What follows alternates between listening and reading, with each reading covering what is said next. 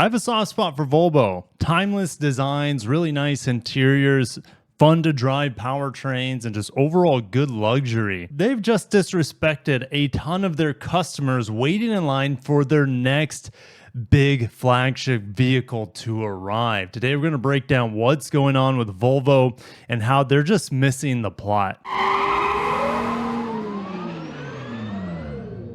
Guys, smash the like button if you like industry updates like this. When I see automakers do this, I feel like I have to make a video because it is immoral, in my opinion, for them to do these sort of bait and switches, I guess you could say. All right, so Volvo just jacked the sticker price of its three-row EV, the EX90. Now, it's been delayed for, I don't know, about a year at this point due to software issues. And they just increased the starting price by $3,300. Now, maybe they're saying, hey, Tesla's doing it with their EVs. Look at the Cybertruck. It was originally supposed to be around $40,000. And now the only one you can buy is $100,000.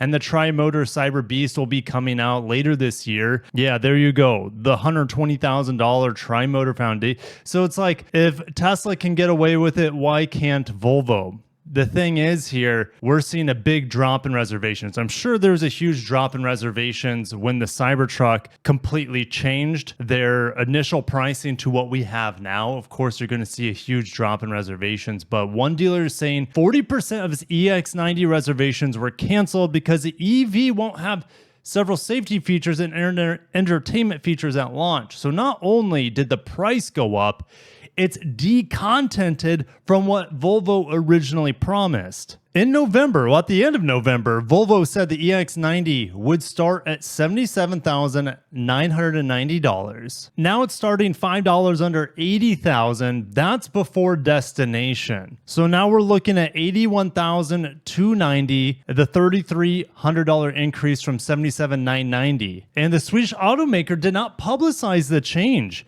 And Ford dealers told Automotive News they weren't aware of the price change. That's very sneaky. This silent price change happened on May 1st. About 6 months after they said that it would start at $77,990. Why has the price gone up? Well, thanks to higher material costs. And a Volvo dealer is saying that the price increase would lead to order cancellations and slow demand for the EV as the company's EV sales are tanking. We'll talk more about that in a little bit. Alongside the price increase, at launch, the EX90 is lacking a lot of the features they said it was going to have, including a functional LiDAR system, 2 advanced driver assistance programs, and bidirectional charging. Those features are gone as well, or at least not available yet. And they don't know when those features will be available, but hey, they're coming in a software update. Volvo CEO Jim Rowan downplayed the delays when he was asked about them on July 19th or 18th. He said the whole point of the software-defined vehicle is that it has over-the-air update capabilities to continue to upgrade the software. We can do that. And he thinks that customers who invested in advanced technology products like the EX90 understand this fully and will reap the benefits over time. Here's the thing. I despise the idea of shipping a product that people are paying full price for and not getting the fullness of the product. I'm all for delaying this vehicle until these features are baked in from the start. There's no way they should be shipping this EX90 without these, even though they can patch them in with a software update over time. It's like a video game. There's so many video games out there that are broken at launch. It's a quick cash grab, and reviewers will bomb that vehicle because it is a half-baked product asking full price. All right, it would be one thing if Volvo is saying, hey, here's the EX90. We don't have these features in yet. We're going to give you a $5,000 to $10,000 discount, whatever it is. The vehicle's not finished. But no. They say, oh, you placed an order. Well, we just increased the price and reduced the features, and they'll come eventually in a software update. That is really making fun of the customer, saying, hey, they don't really know what they're doing. They're just going to buy the vehicle, right? Because of the design, maybe the range and the power. People are not that dumb, in my opinion. They're not going to shell out more money for less car. And Volvo dealers have said 5% of the vehicles more than 10,000 pre-orders have been canceled because of the delay. let alone the price increase and let alone the feature decrease. This dealer said 40% of his EX90 reservations have evaporated. One EX90 reservation holder says that he feels Volvo is reneged on both product capability and price, saying Volvo is delaying a lot of features that make this car special without adequately adjusting the price of the car. Without these features, the car is an overpriced disappointment. Now, while they're having these teething issues with the EX90 and production, the EX30's been sidelined. I sat in this vehicle when I was in Japan. It was a right-hand drive model. It was extremely small on the inside, and there's only one screen, and it felt very cheap with the illusion of it being a premium vehicle. It had premium design, but it was extremely cramped, and there's no way I could recommend it for anyone over probably like 5'10" and over 180 pounds. With that EX30 tiny vehicle, it's made in China right now, and that has been delayed probably for software reasons too for the American introduction. But now tariffs are so high on these Chinese vehicles that they're just going to wait until it's built in Belgium, where they build, I think, the XC40, for example. So they're going to build it in Belgium and then bring it on over. We still don't have a timeline of when that tiny EX30 is going to arrive here in North America.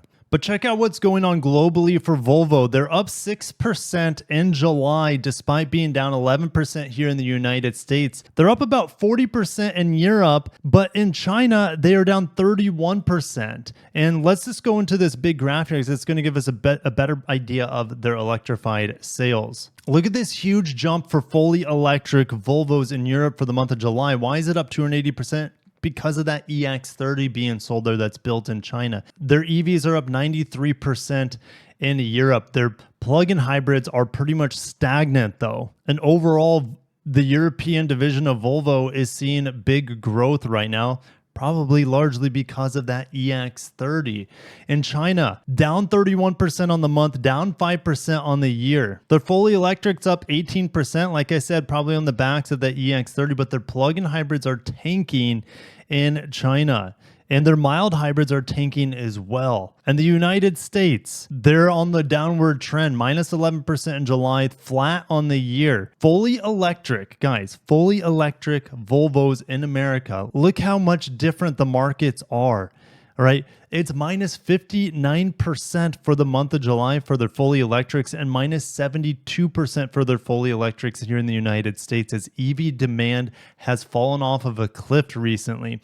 Plug-in hybrids, though, are up 73%. Hybrids and plug-in hybrids are seeing huge growth in the United States, and they're seeing about a 70% growth year to date, I should say, for their plug-in hybrids. It's crazy how different the markets are around the world. And in China, they're not the only ones struggling. The whole Chinese market has seen 2 consecutive months of declining sales compared to last year's sales. So it's not looking good over there for anyone, I would say, but especially if you are a non-Chinese brand. Even though Volvo's owned by Geely, a Chinese brand, Volvo still probably is seen as desirable or as, let's say, subsidizable from the Chinese government. All right, it's not looking good for Polestar. Volvo sold off all their shares of Polestar. It is only owned by Geely at this point and not Volvo whatsoever. And they've been removed, it looks like, from the NASDAQ listing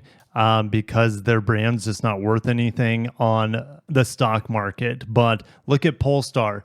They will not bring plug-in hybrids back into their lineup despite sister brands like Volvo, Smart, and Zeekr that have plug-in hybrids not only in China but in other markets as well. So Polestar had this plug-in hybrid, which is the only plug-in hybrid they've ever had, the only car with an engine in it, with their plug-in hybrid Polestar 1. Everything else has been fully battery electric. When I say everything else, it's mainly just the Polestar 2, because the Polestar 3 is not even on sale right now. Okay, it looks like the Polestar 3s, I had to check on Reddit, it looks like the Polestar 3s are arriving at sales rooms or showrooms or dealerships, I guess you could say. A lot of them are Volvo dealers, right? So they have finally a crossover in the lineup, but it is very, very expensive. But I would still love to try one and test it out, the Polestar 3. Unfortunately, I think it might be too little too late from this fully electric brand from Geely that is a spinoff from a performance Volvo brand. So it is not looking good, and nor is it looking that rosy for parent or former parent company Volvo, as they're doing some shady stuff with the launch of their EX90 and the delay of the EX30. But their plug-in hybrids, they're some of the best I've ever tested. And so that's where they're seeing a ton of growth and success here in the United States. I'll catch you guys in the comments down below. Can't wait to see what you have to say about Volvo. Thank you for watching. I'll catch you in the next one.